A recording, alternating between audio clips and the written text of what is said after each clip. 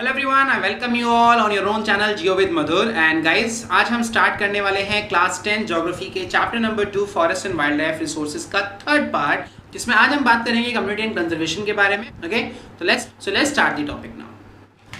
Community and conservation. Guys, conserving the forest and talking about the conservation of the forest is not a new thing in India. बहुत लंबे time से जंगलों को बचाने का जो काम है ना, वो हमारे देश में चलता आ रहा है। हालांकि ये काम गवर्नमेंट ने अभी कुछ टाइम पहले स्टार्ट किया, but the local communities, especially the tribals or those people who are dependent on the forest or those who are living in or near the forest are doing the same thing from the long time.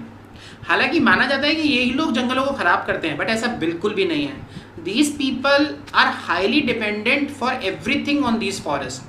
तो ये इन forest को बचाने का बहुत हद तक काम करते हैं। जैसे कि मैं बात करूं, अब सरिस्का टाइगर रिजर्व है। सरिस्का टाइगर रिजर्व में वहाँ के लोगों ने माइनिंग को बिल्कुल बंद करवा दिया वाइल्ड लाइफ प्रोटेक्शन एक्ट का हवाला देकर। गवर्नमेंट ने कोशिश की थी, लोगों ने वहाँ पे माइनिंग करने की कोशिश करी, तो सरिस्का वाइल्ड लाइफ सेंचुरी के जो आसपास के लोग थे, सरिस्का वाइल्ड लाइफ रिजर्व के जो आसपास के लोग थे, उन्होंने वाइल्ड लाइफ प्रोटेक्शन एक्ट का हवाला देकर वो माइनिंग बंद करा दी। राजस्थान के ही अलवर डिस्ट्रिक्ट के 5 गांव के लोगों ने 1200 हेक्टेयर लैंड को भैरवदेव डाकब सेंचुरी के नाम से बना दिया और वहां पर किसी भी तरह की इलीगल हंटिंग, पोचिंग सब बैन कर दी। अपने खुद के ही वाइल्ड लाइफ प्रोटेक्शन एक्ट वहां पे बना दिए और अपने खुद के ही रूल्स बनाकर वहां पे प्रोटेक्शन उन्होंने स्टार्ट कर दिया। अब वहां पे किसी भी तरह के जानवर को मारना बिल्कुल इलीगल है। ओके, तो ऐसे बहुत सारे एग्जाम्पल हमारे कंट्री में हैं गाइस, जहाँ पे कम्युनिटी एंड कंजर्वेशन एक साथ चलती है।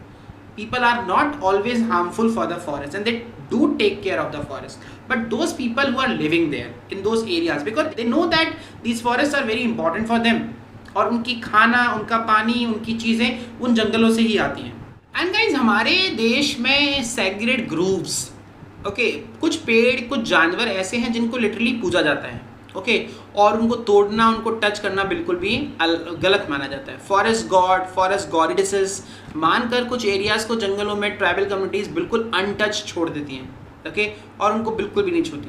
जैसे आप में से बहुत सारे लोगों ने मूवी देखी होगी, 2000 कब आई थी मुझे याद नहीं, बट अवतार। ओके, अवतार में वो जो लोग होते हैं पगोड़ा आइलैंड वाले, वो लोग कैसे उस पेड़ की रक्षा करते हैं, उस पेड़ को अपना सब कुछ मानते हैं। It is a way of conservation of forest. Okay, और ऐसा हमारी कंट्री में भी होता है। आज भी हमारे देश में कई लोग बरगद के पेड़ को, नीम के पेड़ को नहीं तोड़ते, लिटरली उनको पूजते हैं। These are the plants which are very helpful for the human being. Okay, कुछ जानवरों को वो नहीं मारते क्योंकि वो जानवर लोगों के लिए काफ़ी हेल्पफुल होते हैं। तो ऐसी चीज़ें हमारे देश में हैं और जिसकी वजह से हमारे फॉरेस्ट, हमारे वाइल्ड लाइफ काफ़ी हद तक प्रोटेक्टेड रह पाए हैं। And guys, you know what, हमारी कंट्री इंडिया में मतलब चीज़ों को पवित्र मानना एक बहुत पुराना कल्चर है। जैसे कि हमारी कंट्री में मैंने प्लांट्स का बताया, एनिमल्स का बताया, रिवर्स को हम लोग प्योर मानते हैं, तो हम कोशिश करते हैं कि उनको गंदा ना करें, लेकिन हमारी कंट्री में सबसे ज़्यादा रिवर्स गंदी होती हैं, ये भी आप लोग जानते हो। ओके, कुछ पीक्स हैं, माउंटेन पीक्स हैं, उन तक को हमने भगवान का रूप, देवी का रूप मान लिया। नंदा देवी पीक है, ओके, केदारनाथ पीक्स हैं, तो ये सब हैं और ये कुछ हद तक इन सब की प्रोटेक्शन में हेल्प करते हैं। अब जैसे जानवरों की मैं बात करूँ तो जो जनरल मंकी होता है, मकैक जिसको बोलते हैं, कई मंदिरों में इनको रखा जाता है। ओके, तो वहाँ पे लोग इन जानवरों को नहीं मारते, ओके, इनको प्रोटेक्ट करके रखते हैं, इवन इनको खाना ऑफर करते हैं, इनकी वर्शिप करते हैं। तो ये जो कुछ बिलीव्स हैं, इनकी वजह से कुछ हद तक वाइल्ड लाइफ प्रोटेक्शन हुई है, जंगल बचने में कामयाब हुए हैं। अब जैसे मैंने अभी विष्णुई विलेज का बताया, राजस्थान में जोधपुर के पास, वहाँ पर ब्लैक बक को वो लोग पूछते हैं, पिकॉक को कई जगह कोई लोग नुकसान नहीं पहुंचाते, वो उनको पूछते हैं। तो इस तरीके से चाहे पूजना ही सही, उनकी रिस्पेक्ट करना ही सही, बट वाइल्ड लाइफ कुछ हद तक बची है और ये काफ़ी हेल्पफुल है।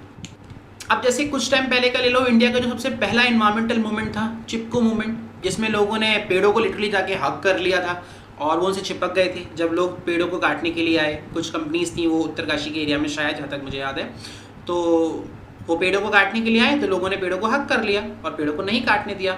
और ऐसा पूरी कंट्री में हुआ, जहाँ जहाँ टिम्बर की कटिंग के लिए कंपनीज जाती थी, वहाँ लोग पेड़ों को हक करके उनसे चिपक जाते थे, and that became the Chipko movement. उसकी वजह से काफ़ी नई स्ट्रेटेजीज निकल कर आई कि कैसे इंडिजिनियस लोग मिलकर अपनी बायोडाइवर्सिटी को बचा सकते हैं। इसके बाद एक और चीज़ आती है जॉइंट फॉरेस्ट मैनेजमेंट, JFM। इसमें गवर्नमेंट और सोसाइटी मिलकर फॉरेस्ट को मैनेज करती है। गांव के लोग खुद लेबर देते हैं, अपनी तरफ से काम करते हैं गवर्नमेंट के साथ मिलकर, रिसोर्सेज गवर्नमेंट देती है, लेबर गांव के लोग करते हैं और मिलकर अपने एरिया को बताते हैं। गाइस बहुत साल पहले ना जब मैं कॉलेज में था तो मुझे एक अपने इस कॉलेज के टूर पे जाने का मौका मिला उत्तराखंड में। वो जगह थी उफरैन खाल। वहाँ जो मैंने देखा ना गाइस, उस जगह मैं अपने स्कूल के स्टूडेंट्स को भी लेकर गया था एक बार। तो उस जगह पर उन्होंने क्या किया, एक पहाड़ था वो बिल्कुल सूखा था। ओके, तो उस पहाड़ के दोनों तरफ, और वहाँ बारिश ठीक ठाक होती थी, जब बारिश होती थी तब तो पानी रहता था, वरना वहाँ कोई नदी भी नहीं थी आसपास। ओके, तो वहाँ लोगों ने क्या किया, गांव के लोगों ने उस पहाड़ के दोनों तरफ ना बहुत सारे पॉन्ड्स खोद दिए, उस पहाड़ में तालाब बना दिए, जगह जगह ऊपर से लेकर नीचे तक बहुत सारे तालाब बना दिए, और उन तालाब के चारों तरफ ऐसे प्लांट्स लगा दिए जो पानी को होल्ड करते हैं। Okay, water consuming plants. अब बारिश आई, बारिश आने के बाद वो पानी उनमें भरा पॉन्ड्स के अंदर, कुछ साल लगे, पॉन्ड में पानी भरता गया, वो पॉन्ड बिल्कुल भर गए। फिर वो पानी धीरे धीरे एक पॉन्ड से दूसरे में, तीसरे में ओवरफ्लो होकर पहुंचने लगा, और कुछ सालों के बाद वो पूरा जो पहाड़ था पानी से भर गया, और उन्होंने ऐसा ड्रेनेज सिस्टम बनाया कि सारे जो पॉन्ड्स थे उनका पानी ओवरफ्लो कर कर एक छोटी सी स्ट्रीम से बहने लगा। And guys now there is a water stream. जो पानी पीने के काम आता है वो पानी भरने के काम आता है। लोगों ने अपनी खुद की एक छोटी सी नदी बना दी। मैंने अपनी आंखों से वो देखा है गाइस को। तो this is the beauty of JFM, and the person behind that is mister Sachchidanand Bharti. उनसे मैं खुद डायरेक्ट मिला था, थैंक्स टू माई कॉलेज, जिन्होंने वहाँ जाने का मौका दिया। हम वहाँ गए और फिर मुझे वो जगह इतनी अच्छी लगी कि मैं खुद अपने स्कूल के बच्चों को वहाँ लेकर गया उस जगह को दिखाने के लिए। तो ऐसे बहुत सारे एग्जाम्पल्स हमारी कम्युनिटी में हैं गाइस। वहीं पर मुझे मौका मिला था एक और बहुत बड़े पर्सन से मिलने का, मिस्टर जगजीत सिंह। अब वो चौधरी जगजीत सिंह थे, लेकिन उनके नाम के पीछे वर्ड लगता था जंगली। चौधरी जगजीत सिंह जंगली।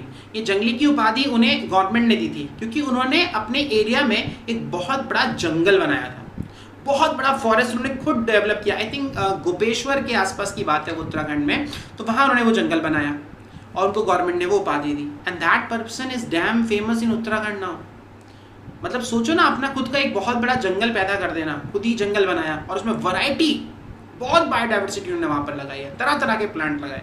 तो ऐसे लोगों से मिलने का मौका मिला ताकि और सीखा कि कैसे जॉइंट फॉरेस्ट मैनेजमेंट होता है, या कैसे कम्युनिटीज़ खुद लोग कैसे जंगलों को बचाते हैं। सो गाइज, इन सबसे पता चलता है कि डिस्ट्रक्शन और रिकंस्ट्रक्शन ये दोनों साथ साथ चलते हैं गाइज। ओके, कुछ लोग डिस्ट्रक्शन करने में बिजी हैं, कुछ लोग रिकंस्ट्रक्ट करने में बिजी हैं, लेकिन नो डाउट इसमें जो अप्रोच है वो पॉजिटिव होनी चाहिए। एंड मिलजुल कर अपने रिसोर्सेज को हम बहुत आराम से बचा सकते हैं। जैसा कि मैंने बताया कि अगर जंगली जानवरों को मरने से बचाना है तो उनसे बनने वाली जो चीज़ें हैं उसकी डिमांड खत्म कर दो।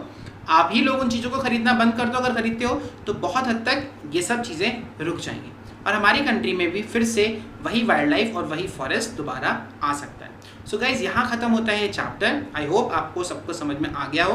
कुछ भी डाउट है, अगर आप कुछ पूछना चाहते हैं तो मैं आपको डेफिनेटली कमेंट बॉक्स में उसका आंसर दे दूंगा, और हो सके तो वीडियो को शेयर करना, लाइक करना, और चैनल प्लीज़ सब्सक्राइब भी कर लेना अगर नहीं किया है तो। आई होप आपको सबको समझ में आया हो। ओके, सो आप देख रहे थे geo with Madhur. Bye bye.